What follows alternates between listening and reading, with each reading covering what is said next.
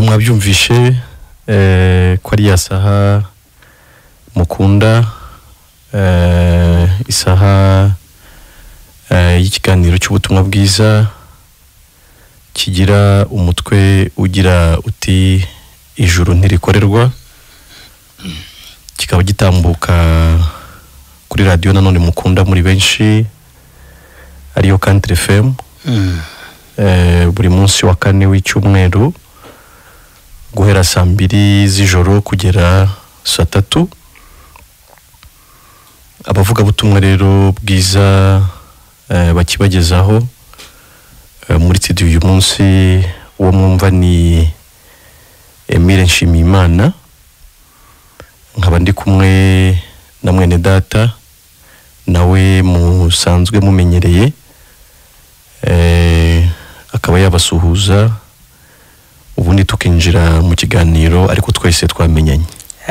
Nanjye ndabasuhuje mu izina ry'umwami wacu Yesu Kristo. Amazina rero ni Musabyimana Yozefu Mugisha, ndi umukiranutsi ku bwa Yesu. Amen. Amen. Amen. Umukiranutsi ku bwa Yesu. Ubundi kuba dukurikiye reka tuvuge ko nta bundi buryo bubaho bwo kuba abakiranutsi imbere y'Imana keretse binyuze kuri Kristo wenyine. Naho ku bwacu ntibishoboka. Twe twaratsinzwe. Bibiliya ivuga ko twese twakoze ibyaha, twashyikira ubwiza bw'Imana, ahubwo hakaba harabayeho gutsindishirizwa n'ubuntu bw'Imana ibiduhereye ubusa kubwo gucungurwa kubonerwa muri Kristo Yesu. Amen. Iyo niyo nzira rero yonyine ishoboka. Umukiranutsi wese wabayeho, uriho n'uzabaho, azaba abikesha kwizera Yesu Kristo. Amen. Ariko ntitwirengagije ko hariho abantu benshi bavuga ko bizera Yesu Kristo, ariko nanone bakavuga ko atari abakiranutsi. Ibihumbi n'amagana. Ni benshi cyane. Ibyo rero bikaba bisobanura gusa ko bavuga Yesu nk'izina, yego, ariko batigeze bamenya icyo Yesu yabakoreye. Araho Paulo yavuze ngo ni Yesu wundi. Yego. Uwo Yesu utagira umuntu umukiranutsi ntabwo ari Yesu wavuye mu ijuru aje gukiza abanyabyaha. Uwo Yesu udahereza umuntu ibyiringiro bifite ubugingo, bifite ijuru, uwo si Yesu witangiye ibyaha by'abari mu isi. Nibyo rwose. Nibyo. Ariko kwizera Yesu biduhwanirizwa no kuba bakiranutse imbere y'Imana byuzuye kandi mu buryo bw'iteka ryose. Amen. Ayo magambo tuvuga mu Baroma mu gice cya 10:10, yego, haravuga ngo kuko umutima ari w'umuntu yizeza akabarwaho gukiranuka, ngo kandi akanwa akaba ariko yatuza agakizwa. Amen. Urumva rero niba warizeye Yesu ukaba utari umukiranutsi, by'ukuri ntabwo wamwizeye.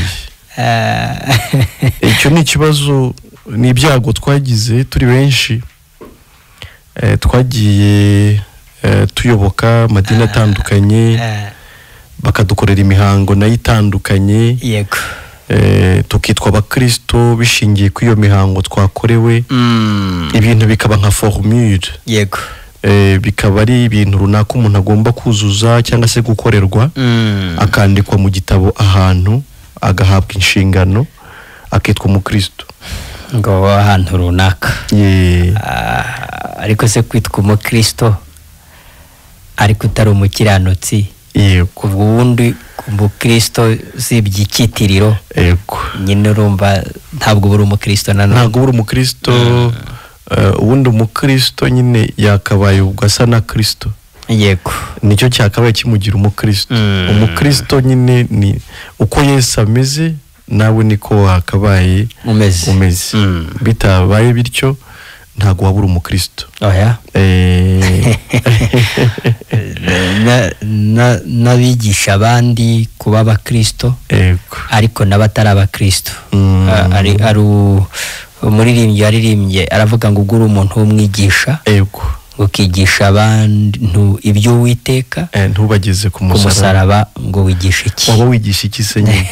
Ni iki waba wigisha? Niba ariko reka nshimira Imana rwose ko yatanze irihishurirwa, amen, ikatumenyesha uburyo umuntu w'umukiranutsi akiri mu isi. Yarakoze. Noneho ariko ikanatanga n'ubu buryo buciye kuri radio igera kure, noneho kugira ngo abantu bakomeze bahishurirwe uburyo umuntu w'umukiranutsi akiri mu isi, umuntu akanagira ibyiringiro by'ijuru kandi akiri mu isi. Ntibazaze kuvuga amagambo ku munsi napfuye ngo hashingiwe ngo ibyo yakoze ngo ntago dushidikanya ngo buriya oya, nkabyivugira ngiriho ko nzajya mu ijuru, nazanataha mvuye mwuno mubiri, mukavuga muterera bitubwiye ko yizeye Yesu, ko waba ari mu ijuru ubu niyo yagiye. Nibyo. Mutagiye gutangira guterateranya ibintu ngo ajya gupfa ngo hari umuntu, oya reka mbivuge ntagiye gupfa. Ukwiye kubihamya utarapfa. Ngajya gupfa ngo hari uwamugezeho, hajya gupfa hari ukuntu yavuze ibyaha mu mazina yakoze, ati rwose yagiye neza yiyejeje, ariko kandi nawe akanagenda nyine nta n'ibyiringiro. Hari uwo yaturiye. Yego. Ubwo kandi byanumvikana ko icyo ari ikinyoma. Izo nzira ntago zijya mu ijuru. Kubera ko ntibibasha kugira umuntu intungane imbere y'Imana. Inzira ijya mu ijuru ni imwe gusa, no kwizera Yesu ko yagukuyeho urubanza rw'ibyaha. Ubundi kujya mu ijuru ni ikinyuranyo cyo kujya mu muriro. Nukuri. Noneho rero abantu bazajya mu muriro kubera iki? Kuko ari abanyabyaha. Kuko by'ibyaha n'urupfu. Abanyabyaha rero bazajya mu muriro utazima, bababazwa iteka ryose, batandukanywe n'Imana iteka ryose. Nibyo. Noneho rero abizeye Yesu nabizeye ko igihano Yesu yahanwe cyari igihano gisimbura kujya mu muriro kwabo. Yego. Mbese urupfu rw'iteka rwari rubateganirijwe, Imana yaruvunjemo urupfu Yesu yapfuye. Ko ni nabyo byitwa gukizwa. Ni nacyo dukizwa. Ni nacyo dukizwa. Dukizwa kujya mu muriro. Dukizwa kujya mu muriro utazima. Tugahabwa kujya mu ijuru ku buntu. Amen. Kandi tukakizwa kujya mu muriro Imana ikoresheje ubutabera bwayo. Yego. Kuko yahannye undi, imuha igihano kirekivara cyangwa se gihwanye no kujya mu muriro kwacu. Nibyo. Ariko ibi bintu tuzajya tubivuga, ntabwo tuzarambirwa kubivuga. Kuko abantu baba mu rujiji imyaka n'imyaniko. Nibyo. Baravuga ngo yarakijijwe, wamubaza ati se wakijijwe iki? Ngo ari ibintu nakoraga ngo ntagikora. Ko numva wikijije se? Aruheruka kumbwira ngo agakiza ko n'ubuntu, ngo ariko ngo ijuru ryo rirakorerwa. Ubwo se umuntu akizwa iki niba atakizwa kurimbuka ngo ahabwe ijuru? Uyu munsi turifashisha amagambo ari muri Samweli wa kabiri, cyangwa se igitabo cya kabiri cya Samweli, igice cya 19, umurongo wa 32. Yego.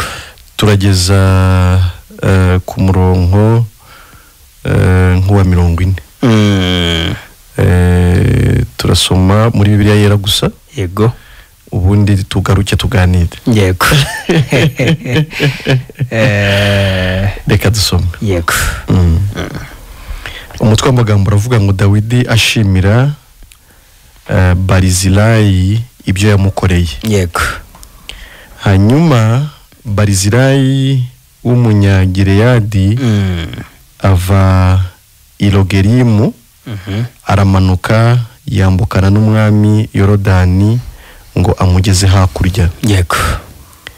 Barizilayi we yari umusaza mukuru cyane, amaze imyaka 80 avutse, kandi niwe wagemuriye umwami ubwo yari i Mahanayimu, kuko yari umugabo ukomeye cyane. umwami abwira Barizilayi ati ngwino tujyane i Yerusalemu ngukirizeyo. Ariko Barizilayi abwira umwami ati uzinshigaje imyaka ingahe nkiriho yatuma nzamukana n'umwami i Yerusalemu? Ubu ko maze imyaka 80 mvutse, mbese ndacyabasha gusobanura ibyiza n'ibibi? Umugaragu wawe ndacyaryoherwa n'ibyo ndya cyangwa n'ibyo nywa?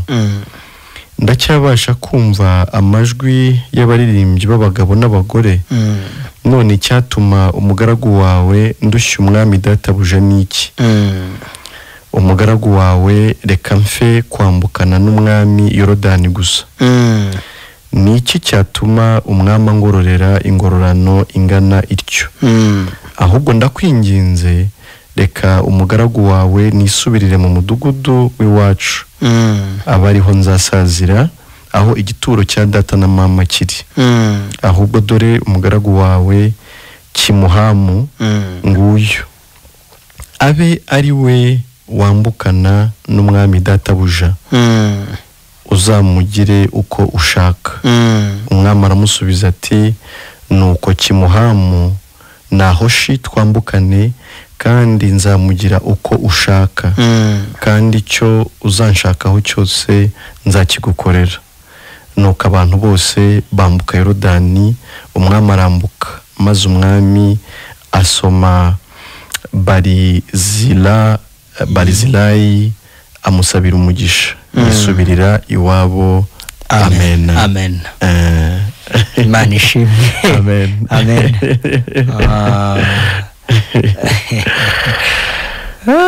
Ibyo dusoma byose mu byanditswe, iyo umuntu afite amaso y'umwuka abasha kubona, tugenda tubonamo umugambi w'Imana wo kugirira abantu neza. Yego. Ubundi Bibiliya nta bindi bintu ivuga, n'abavuga ko ari inyanja nuko batamenye nyine mu by'ukuri gihishe muri yo. Yego. Nta n'uwabarenganya, ariko kubera ko nta wabimenya nanone atabimenyeshejwe n'Imana. Nibyo. Ariko si inyanja by'ukuri, ahubwo ihishura urukundo rw'Imana ku bantu. Yego. Hano tubonyemo abantu bagera nko kuri 3 b'ingenzi muri iyi nkuru. Tubonyemo uyu witwa Barizilayi, tubonamo na Dawidi na Kimuhamu. Yego.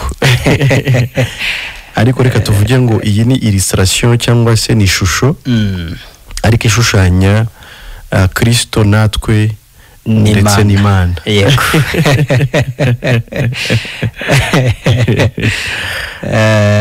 Yego. Abina. Yego. Biri kumvikana ko hari uwakoze. Yego. Nka Barizilayi. Yego. Ariko agakorera Dawidi. Yego. Ariko nubwo yakoze, ntabwo ari we wahawe igihembo. Yego. Gihwanye n'ibyo yari yakoze. Yego rwose.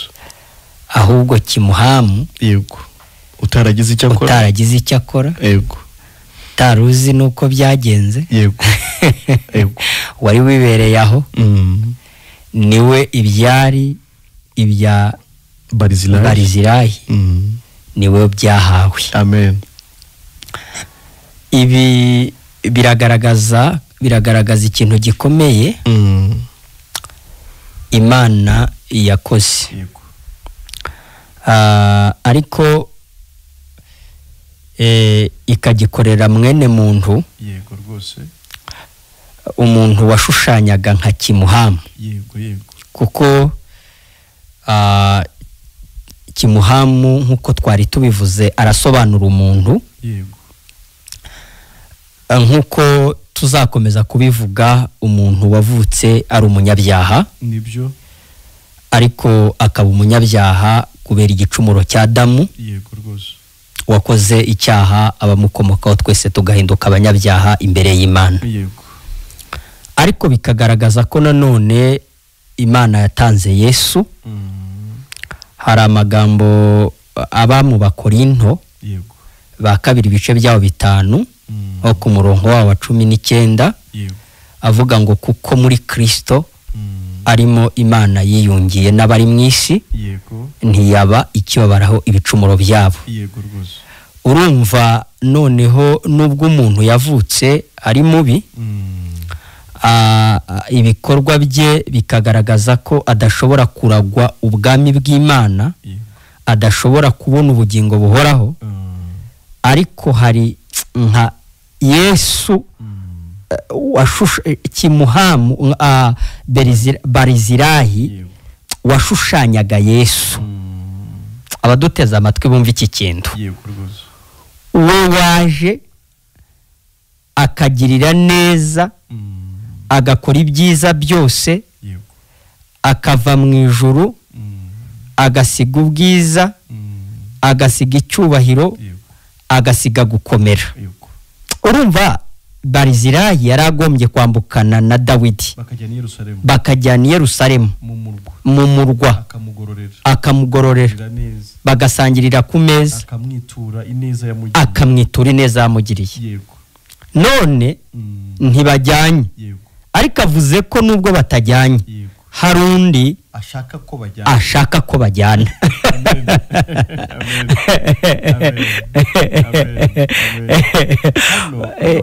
Ego Dawidi nyine yari yarahunze, ubundi iyi nkuru ntabwo twayisomye yose ngo duhere hejuru. Yego, ariko ni uburyo Dawidi yari yarahunze umuhungu we Abusalomu washakaga kumusimbura ku butegetsi cyangwa se ku bwami.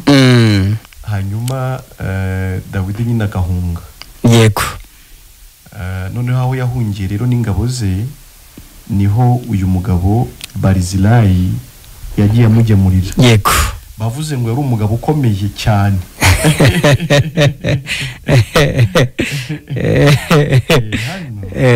Barizirayi uwo umusaza mukuru cyane, amaze imyaka 80 avutse. Niwe wagemuriye umwami ubwo yari i Mahanayimu. Ubwo yari umugabo ukomeye cyane. Aha yarahungiye hitwa i Mahanayimu. Yarahunze Abusalomu. Yego, noneho urumva yarakeneye ibyo kumutunga ndetse n'ingabo ze bari kumwe ku rugamba.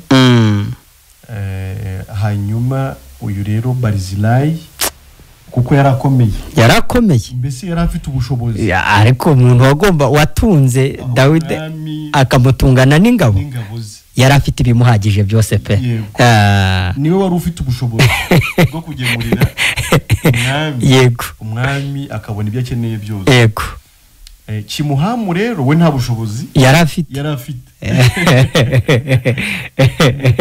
bwo kuba yakora ibyo. Yego, ariko uyu mugabo rwose Barizirayi akora byose byasabwaga kugira ngo umwami agubwe neza.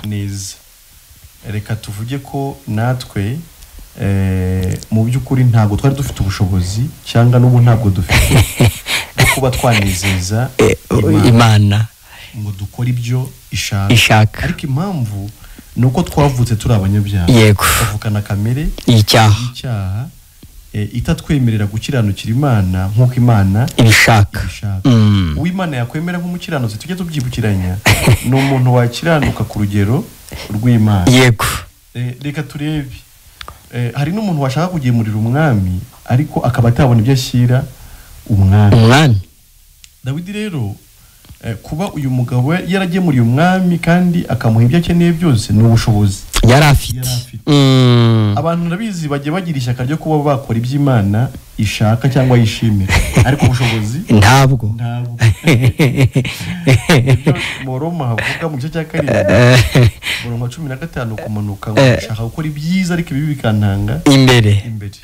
Sinzi ibyo nkora kuko ibyo nanga ari byo nkora. Nuko rero ubwo nkora ibyo ndashaka ngo sinjye ukibikora ahubwo n'icyaha kimbamo. Umuntu ni umunyabyaha ku bwa kavukire ku buryo adafite ubushobozi bwo gukora iby'Imana ishaka. N'uyu Kimuhamu nta bushobozi yari afite bwo kuba nawe yagemurira umwami. Ariko uyu Barizilayi we yari afite ubwo bushobozi. Umugabo ukomeye. Yari umugabo ukomeye cyane. Imana ishimwe ku bwa Yesu. We wari umukiranutsi bw'ivuko rye n'Imana. Ariko n'imigenzereze ye ibi migenzereze ishimisha Imana. Ariko ikintu gitangaje ni igihe cyo kugororerwa. Yego. Igihe cyo kugororerwa kigeze. Yesu utari waje gukora iby'Imana ishaka kubwe akaba yarabikoraga ku bwacu nk'uko uyu mugabo Barizilayi yakoze ibyiza byose bishimisha umwami ariko atagamije ko umwami azamwitura. Yego. Ahubwo yashakiraga Kimuhamu nawe gukandagira Yerusalemu kajya ibwami akicarana n'umwami ku meza akarya ibyiza by'ibwami atakoreye atagizemo uruhare mu by'ukuri. Twabasobanuriraga ko ibi byose biba byanditswe mu guhera mu itangiriro kugeza mu byahishuwe. Ni umugambi mwiza w'Imana ku bantu. Yego. Uburyo umuntu yatakaye akananirwa gukiranuka akanahabwa amategeko akamunanira ariko noneho Imana igaca indi nzira yo gukiza wa muntu ikoresheje Yesu. Igihe kikagera Yesu agakora ibyo yasabwaga byose ishimwa n'Imana. Noneho Imana uyu munsi ikabisaba gusa ko abantu bizera Yesu kugira ngo babarweho ibyo Yesu yakoze byiza. Ibaze Kimuhamu iyo yanga kujyana n'umwami. Ubundi kutizera n'ibyo bivuze. Usengewe kuko ubwami yanyemera. Nigeze mukorera iki ko? Namukoreye iki? Cyatuma tujyana. Cyatuma nicarana nawe. Nkabana nawe. Asangira nawe. Nge najyana n'umwami Yerusalemu. Bigakunda. Nawe rero ubu uri kwibaza ko nanjye najya mu ijuru bigakunda. Byashoboka bite? Nkabana n'Imana. Nta byiza nakoze. Kuko Kimuhamu yemeye akajyana na Dawidi. Nawe niko tugusaba ngo uyu munsi wemere ko ibyo Yesu yakoze yabikoreraga. Gukiranuka yakiranutse ni we yakiranukiraga kugira ngo uyu munsi nawe ubane n'Imana amahoro. Yego. Imana ijye kureba nk'uko ireba Yesu. Nuvuga ngo Kimuhamu yari ari mu mwanya wa Barizilayi. Yego. Uko Dawidi yarebaga Kimuhamu yamurebaga nk'uri kureba Barizilayi. Ubwo rero ni kwizera n'icyo bivuga. Nukumva ko Imana yagufata nk'uko ifata Yesu kuko Yesu ibyo yakoze yabikoze ari umucunguzi wawe. Amen. Wongere kwirebera uriya Kimuhamu byasabaga ngo ntakajye yireba nkawe atanagira ipfunwe yibaza ati ngende hano ntabikwiriye ngewe hano simpemerewe. Kimuhamu yari yaramaze kwambara no gufa ishusho ya Barizilayi. Muri we ntiyanatekerezaga ko ari Kimuhamu. Yaravuga ati nicaye hano nka Barizilayi. Nibyo kandi ikindi abantu bagomba kumva niba Kimuhamu yari yamaze kugera ibwami nanone ntiharakiri nyine Kimuhamu. Yari Barizilayi. Nyine ariko n'ubuzima bwari ubuzima bwa cyane. Nibyo. Yaramaze kugera ibwami. Wowe dukurikiye rero kwizera nicyo bivuze. Kwizera hari amagambo aba mu butumwa bwiza bumva. Yesu yavuze ngo bareke abana bato bamusange. Yego. Kuko abameze batyo ubwami bw'Imana ari yego. Aravuga ngo ndababwiza ukuri ko utakira ubwami bw'Imana nk'umwana muto adashobora kubwinjira. Nibyo. Kujya mu ijuru bisaba gukuramo filozofi.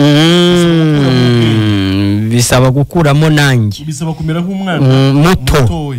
Yesu ntabwo ashaka kuvuga ko abana bato bazajya mu ijuru. Ashaka kuvuga ko umuntu akwiriye kwakira iby'ijuru nk'umwana muto. Nta bwenge bundi ashyizeho. Yego. Imana yavuga ati kubera ko wizeye Yesu nge nkubara nk'umukiranutsi nkubara nka Yesu ukabyemera gutyo. Nkuko Kimuhamu yahagaze mu mwanya wa Barizilayi abyemera gutyo. Agendana n'umwami ari Barizilayi adafite ipfunwe. Adafite ubwoba. Yumva ko ari Barizilayi nubwo ubundi we ari Kimuhamu. ubundi mu yandi magambo ku bwa kavukire yacu twakabaye turi abanyabyaha cyane, ariko ku bwa Yesu ntidushobora kandi kongera kuba abanyabyaha. Biriya bintu byose Barizirayi yakoze noneho byagiye kuri konte ya Kimuhamu. Yego. Yiturwa nk'uwakoze ibyiza byose. Yego. Nta cyiza na kimwe yigeze akora. Kuramo ndi umuririmbyi, kuramo amaturo, kuramo ingeso, kuramo kwiyiriza, kuramo ngo ntibihagije ibyo Yesu yakoze.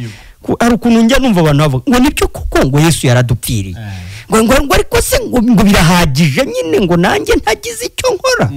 Oya, emera ibyo Yesu yakoze biguhindura intungane mu maso y'Imana. Sino kudupfira gusa, ikigaragara yapfiriye ubunyabyaha bwacu, ariko yanatwambitse gukiranuka kwe kuzuye. Nibyo. Aho noneho ndavuga imirimo myiza yose Yesu yakoze ayikorera twebwe, ayikora ariko imbere y'Imana. Nibyo. We wabaye mu isi imyaka 33 ageragezwa mu buryo bwose nkatwe ntakore icyaha. Uko gukiranuka yakiranutse yambaye umubiri wacu nk'abantu, kwari ukugira ngo mu by'ukuri kuri konte yacu naho haboneke gukiranuka. Twiyegukanire uwo murage wo gukiranuka kwa Yesu. Iyo tuba turabakiranutse kimwe n'ibyo koko ibyaha byacu twabikuweho, kuko nibyo Yesu yazize, ariko kabiri n'imirimo yo gukiranuka Yesu yakoze yose nitwe yayikoreye. Noneho Imana itureba itubonera mu mirimo Yesu yakoze, twita abakiranutsi mu by'ukuri atari uko twari tubikwiriye, ahubwo tubazwe gukiranuka kwa Yesu. Ari gihe tuvuga gutyo abantu nyine bakavuga ngo kwizera kutagira imirimo kuba gupfuye. Yesu se ntayo. Oya, ubwo se ntagomba ko Yesu nyine yakoze imirimo. Uburiya nyine Kimuhamu wagize ngo nta mirimo yamujyanye ibwami irahari, ahubwo siwe wayikoze. Ibaze yavuga ngo kujyana n'umwami bitagira imirimo ngo bya yari kubundi se yari kuyikura. Barizirayi yari yakoze. Iki kintu nagomba kucyumva ko yo wizeye Yesu kuri konte yawe hajyaho imirimo yose myiza Yesu yakoze, nk'uko kuri konte ye hagiyeho ubunyabyaha bwawe bwose, nta n'icyaha na kimwe yakoze. Kumwizera rero ni ukugurana. Amen. We yatwaye ubunyacyaha bwawe, yarangije no kubuhanirwa. Noneho nawe kwizera ibyo bituma nawe uhabwa gukiranuka kwe ukanaguhemberwa 100%. Imana ishimwe. Amen. Twibutsa abantu tuba turi kuri YouTube, umuntu ushaka kudukurikira mu buryo bwa video yajya kuri YouTube akandika Ijuru Ntirikorerwa TV. Yego. Azatubona, tubaza ibibazo, mu comment musobanurire. Ushaka kujyana none no ku WhatsApp group, we yanyura kuri nimero yacu ya WhatsApp 0784 4257 0784 tukagushira kuri WhatsApp. Yego. Ukabana natwe mu biganiro bya buri munsi, tugakomeza gusangira ku byiza byo mu ijuru. Yego. Iyo ngiyo ntimuze kuyihamagara, iranafunza aka kanya, ntabwo wabibona, ariko nyuma y'ikiganiro uraza kuduhamagara cyangwa se no kutwandikira kuri iyo nimero. Yego. Noneho tugushyire kuri WhatsApp group. Sinzi rero niba tutahereza n'abadukurikiye yego umurongo kugira ngo dusangire nabo, cyane ko biba byanasobanutse. Yego cyane uwo kumva n'ubundi abayumvishe. Yego. Ariko nutumvishe arumva wenda mu buryo tugenda dusobanurira abandi batwunganira. Hagati aho bene data bari kudukurikira turabasuhuje cyane aho bari hose. Yego. Bakomeze bakubwe neza, banyurwe n'ubushuti bwo mwe. Nibyo. Muraduhamagara dusangire namwe ikiganiro. Mu by'ukuri ijuru ryaratanzwe, ijuru n'ubuntu, ariko utabizicwa no kutabimenya. Abantu bakomeza kurishakira mu mbaraga zabo bakaribura, ariko mu by'ukuri Imana yararitanze, uwizeye wese araribona kandi ku buntu. Nibyo. MTN ni 0782 44 21 25, Airtel 07388305. Muduhamagare kugira ngo dusangire ikiganiro, twishimire ijuru ry'ubuntu amen. Ubundi se washimira Imana iki itaraguhereye ubuntu ibyo wakoreye byaba ari iby'ikugomba nta shimwe nicyo waba uyishimira, nta shimwe waba ufite ku Mana yavuyeho, nta shimwe waba ufite ku Mana. Yego. Ariko mu by'ukuri kuko twaherewe ubuntu noneho twashima uwaduhaye. Nibyo. Buriya navuga ngo Kimuhamu yari kuba ibwami ariko anashimira wamuhaye kuba ibwami, wamuhesheje kuba ibwami. Buriya yari ahari abikesha Barizilai. Yego. Wakoze byose kubwe. Allo Country FM. Allo Country FM, muri bande muherereye he? Muraho neza?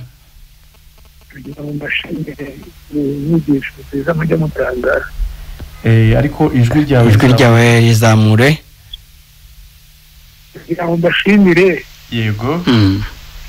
Izo nyigisho mujya mutanga. Yego.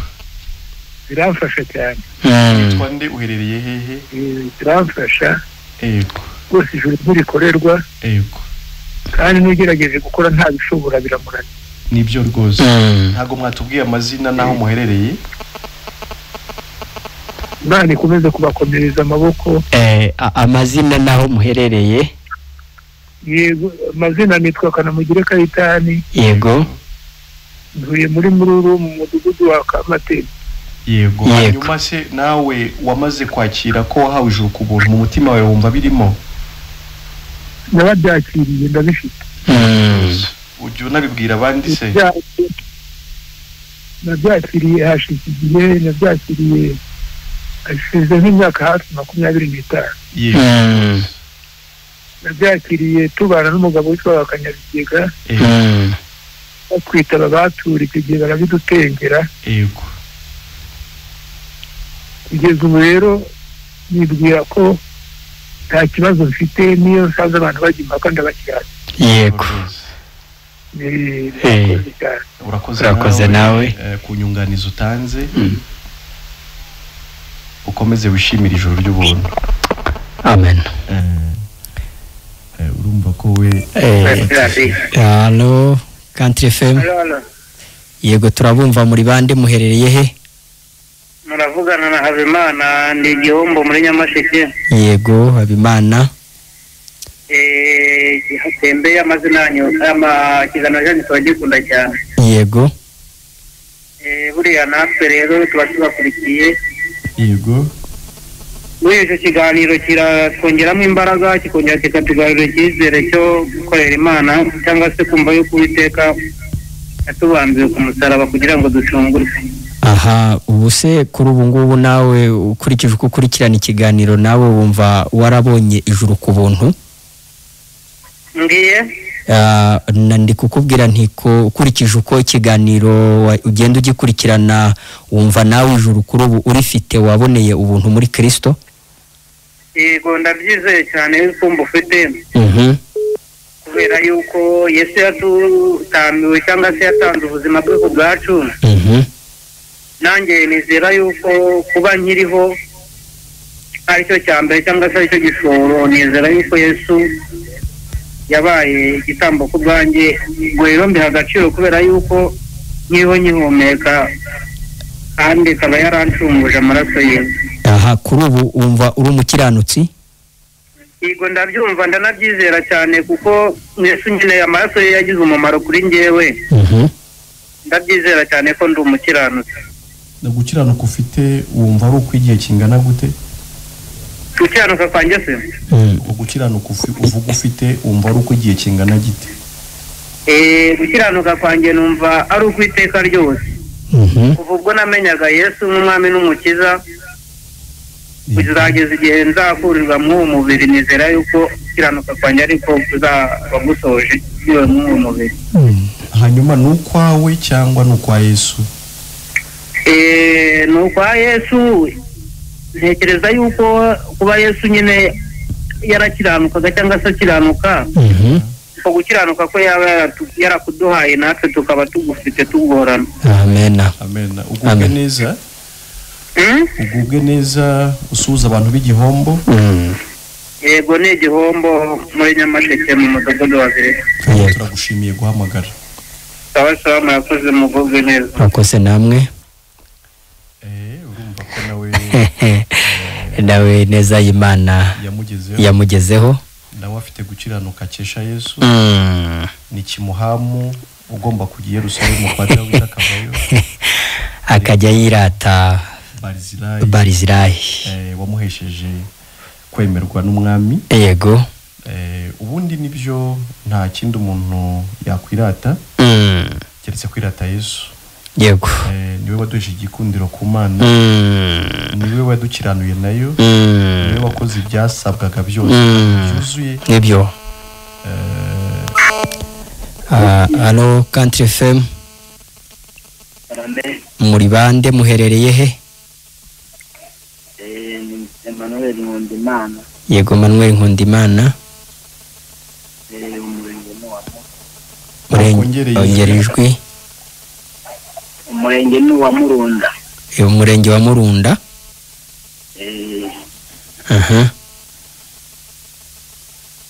Kiganiro mwagiteze amatwi cyabafashije iki kuri ubu? Kiganiro cyo cyamfashije.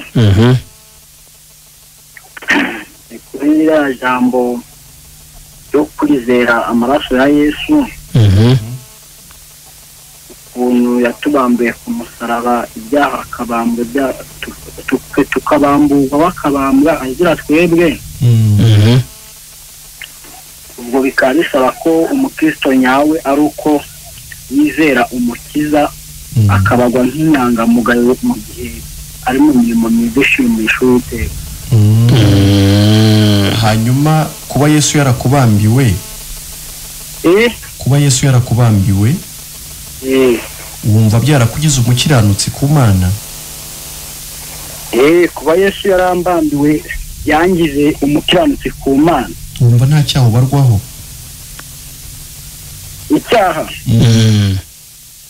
Icyaha nta kibagwaho mu gihe mba nasubiye kwiyandurisha muri bya bintu bidahesheje Imana icyubahiro, ariko mu gihe mu murongo w'umukristo nta cyamba mbagwaho kuko Yesu yambambiwe. Noneho rero ntabwo uhinduka umunyabyaha kubera ibyaha wakoze. Ntabwo umuntu aba umunyabyaha kubera ko yakoze ibyaha. Ahubwo ubu umunyabyaha kubera ko ukomoka kuri Adamu w'umunyabyaha wakokoje kamere y'icyaha. Noneho rero Yesu nawe yaje gukemura icyo kibazo cy'ubunyabyaha ukomora kuri Adamu bwose. Afata ibyaha byawe abyishyiraho utari wanavuka, kandi abyishyiraho byose, anabihanirwa byose, kugira ngo numwizera Imana igukureho urubanza rw'ibyaha ariko mu buryo bw'iteka ryose. Ikubare nk'umuntu utabarwaho icyaha ariko ishingiye ko ibyaha byawe byashyizwe kuri Yesu akaba ari ubihanirwa. Nibyo wizera ukabaho utunze umutima w'uko wababariwe kandi ukababarirwa ibyaha byawe mu buryo bw'iteka ryose. Naho ugendeye kuri kamere yawe cyangwa se ku ngeso zawe, wajya uhora wisanga none wakoze byiza ejo wakoze bibi, ukumva none wabaye mwiza ejo wabaye nabi. Aho rero nta byiringiro by'ijuru bibamo mw'iyo konduwite cyangwa mw'iyo myitwarire yawe. Ibyiringiro by'ijuru ugomba kubishingira kuri Yesu gusa, n'icyo Yesu yakoze. Yesu wishyizeho ibyaha byawe utaravuka akabihanirwa, ibyo ukabyizera ukabaho utunze umutima ukubwira ko wababariwe kandi by'iteka ryose, ko nta cyaha Imana ikubaraho kandi mu buryo bw'iteka ryose. Imana ni inyangamugayo, ntago yaba ari ibyaha byawe kuri Yesu ngo nawe yongere ibikubareho. Nicyo wizera gusa ukaba mu isi uri umukiranutsi. Kuba umukiranutsi bivuze iki? Bivuze ngo nta cyaha Imana ikimbaraho, cyangwa se kuba umwere banze byo byumvikana neza. ni umuntu urukiko rwagizwe umwere rwahanaguyeho ibyaha. Urimo kubyumva? Nawe rero Imana yaguhanaguyeho ibyaha ikugira umwere, ariko ishingiye ko yari maze kubibara kuri Yesu ikanabimuhanira. Icyo nicyo wizera ukaba uri umwere imbere y'Imana, ariko bikesha Yesu, atari iyo discipline cyangwa se iyo myitwarire yawe ihora ihindagurika. Sinzi niba kukantu gasobanukiwe noneho.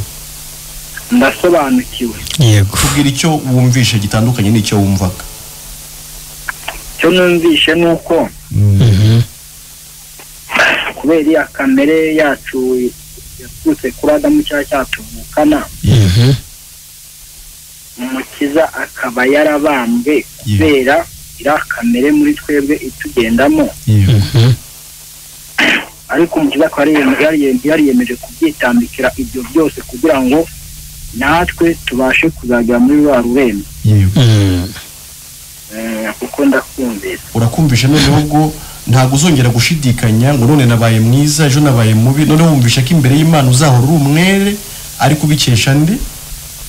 Yesu. Ubikesha Yesu. Uraneze rero, turagushimiye kuduhamagara, ujye unaganiriza abaturanyi, ndetse wararikire gukurikira ikiganiro Ijuru Ntirikorerwa gica kuri Country FM ku wa 4 saa 2 z'ijoro kugera saa 3 z'ijoro. Murakoze, nanjye nibwo bwa mbere nari nzise. Urakoze byiza. Nibyo. Allo Country FM. Allo. Ni Musafiri mu karere ka Nyamasheke. Yego Musafiri. Ndikunda kubakurikira cyane. Ikiganiro cyanyu ndakunda kugikurikirana cyane rwose, no munsi wo kwa 4 saa 2 mba nagikurikiye. Aha, iyo ikiganiro ugikurikiye kuri ubu ngubu wumva uri umukiranutsi warabonye ijuru ku buntu? Nge buri wa 4 mpora mbibabwira ati nge rwose nta kibazo mfitanye n'Imana. Ah, ni Dieu merci. Musafiri. Nguwo ni Dieu merci rwose, nta kibazo mfitanye n'Imana. Dieu merci ndiyo tuzi. Nge mpora mbabwira ko n'abatabyemera nzabibereza ku Imana. Yesu byose yabirangiye. Amen. Ariko Dieu merci, nyuma yo kwemera ibyo bintu wiyumvisha ute mu mutima wawe? Niyumvisha umutima, ubundi ikintu cya mbere cyabanje kuza umutima maze kubyiyumvishamo, numvisha haje n'ibyishimo n'amahoro. Amen. Amen. Niwumva ko uri umukiranutsi uzumva ufite amahoro ndetse n'ibyishimo. Amen. Uzaba wumva wishimiye ko uzajya mu ijuru ku buntu. Amen. Ufite amahoro mu mutima wawe, Satani ntazakurwanya ngo mushobore uko hari uwakuneshereje. Amen. Ubwo uri kumva wagira ikibazo cy'iki cyangwa habura umutekano. Komeza ugubwe neza, ukomeze ubitangariza abandi. Niyo mpamvu nkunda kuvuga ngo ntabwo banzagera kuko umucunguzi wanjye akiriho, niwe undengera amanywa n'ijoro, n'ibinkomereye byose abigira ibyoroshye. Amen. Niyo mpamvu nzabivuga nkabitangariza isi yose n'amahanga rwose. Amen. Abo yahaye ijambo rwose ngenda bakurikira cyane. Urakoze, ugira ijoro ryiza, ukomeze ugubwe neza muri Kristo Yesu. Yego murakoze. Yego. Byiza cyane. Dieu merci, aruwakoze. Aruwakoze. Bimubarwaho. Warahembwa. Arahembwa. Nibyo twasomye mu kanya, twasobanuye uburyo umuntu akora, ariko igihembo kigahabwa undi. Yesu yarakoze twegukana igihembo. Yego rwose. Nibyo. Amen. Imana ikomeze rwose ishimirwe ko inakomeje kubohora abantu hirya no hino mu gihugu cy'u Rwanda. Amen. Abantu bakomeje kwizera ubutumwa bwiza, abantu bakomeje kubohoka, abantu bakomeje mu by'ukuri gukira nibyo mu mitima, bakomeje mu by'ukuri kunezerwa, umunezero ntangere, umunezero utagira igipimo. Yego. Kandi witeka ryose, amahoro adashira, atemba nk'uruzi. mu by'ukuri ntabwo twabura kubishimira Imana ibishimira. Nta bintu umuntu yabona bya hano mu isi byamuhereza amahoro n'umunezero nk'ibyo umuntu abona yizeye Yesu. Nukuri uba wumva noneho ushyikiriye imari wari warabuze, ushyikiriye ikintu washatse igihe mu mbaraga zawe, ariko noneho ukagishingira ugikesha ubuntu, ukiboneye ubuntu, noneho ugahora ushima wakiguhereye ubuntu. Atubibutse nimero 0782 yego 44 21 25. Iyo ni MTN. Airtel ni 0738 muduhamagare dusangire ijambo ry'ubutumwa bwiza, natwe twishimira gusangira namwe uwo munezero. Natwe twarahembwe ariko tubikesha uwakoze. Allo Country FM. Muraho, muri bande, muherereye he? Kwizera ndano ku cyapa. Yego, Kwizera. Mushimiye kumaza ku magambo mutubwiye. Yego. Amagambo wakuhemye iki? Nakuhemye nziza cyane. Inyigisho nziza. None kuri ubu ngubu uri umukiranutsi kubera inyigisho waba wumvishe ko turi kubwira abantu ko Imana yatanze ijuru ku buntu kubera Yesu. Nawe kuri ubu uri umukiranutsi cyane. Dusobanurira icyo kuri Country FM ngenda gikunda cyane. Tubwira icyo cyagufashije ku buryo nundi ugukurikiye aka kanya uri kumva nawe wamusangiza ku cyo wakuye mu kiganiro. Bifasha kuba kwitwara nje inshuti zanjye twatubaye neza mu mahoro. Ku kijyanye no kujya mu ijuru se ntacyo wakuyemo? Ubundi ikiganiro kiravuga ngo ijuru ntirikorerwa. Dusobanura uburyo Imana yatanze ijuru iri duhereye muri Kristo Yesu, bitavuye ku mirimo yacu, ahubwo bivuye kuri Yesu witangiye ibyaha byacu cyangwa taranavuka akabihanirwa, kugira ngo umuntu namwizera akurweho urubanza rw'ibyaha, abe mwisi ari umwere, yarababariwe, yaremewe n'Imana, azi neza ko iwaba ari mu ijuru.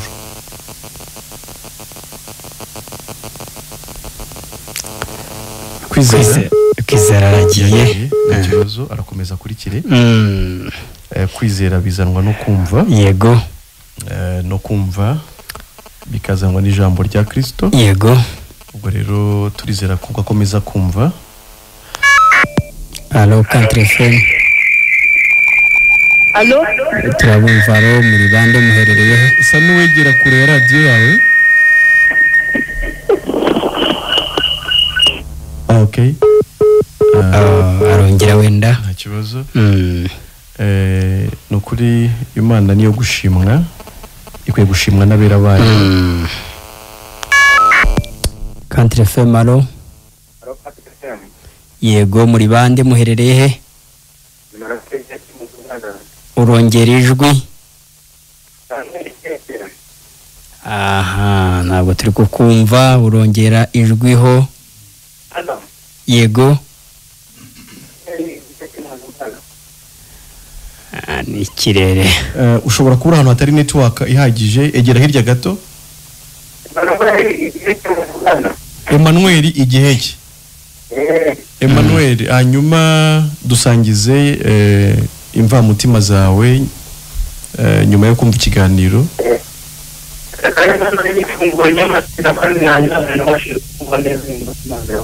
Ntabwo wakurikiye ikiganiro? Komeza ukurikire, uraza kumva mu minota mike dusigaranye, uragira icyo ukuramo.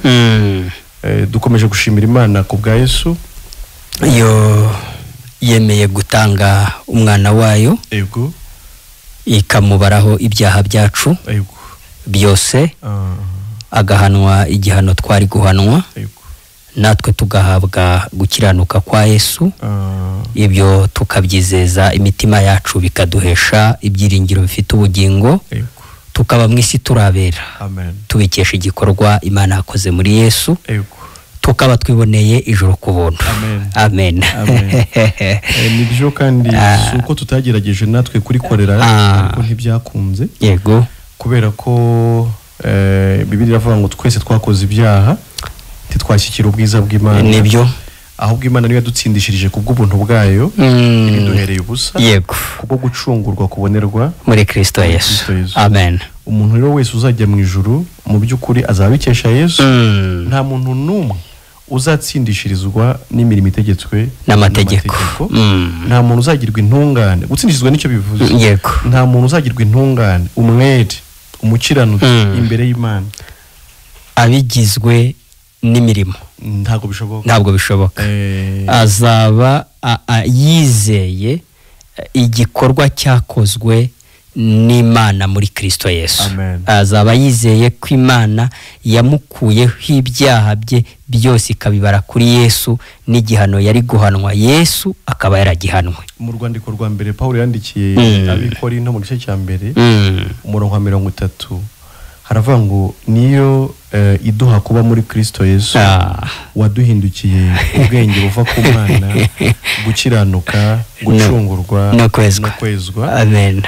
Ariko kwari kugira ngo uwirata wese yirate Uwiteka. Kristo niwe waduhindukiye ubwenge buva ku Mana, gukiranuka, gucungurwa no kwezwa, kugira ngo uwirata wese yirate Uwiteka. Yego.